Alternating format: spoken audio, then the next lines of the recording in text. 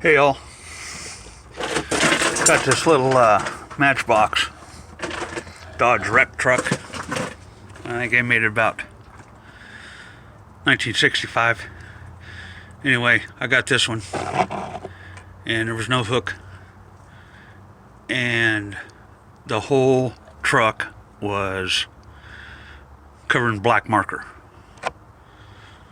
So I took it apart, stripped it down, primered it, ordered a hook, and once I had it primered, I mixed a little bit of green with some yellow to try to get the exact same kind of limey looking color they got on here.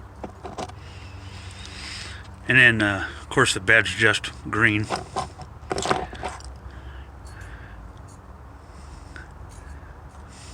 Got it all painted.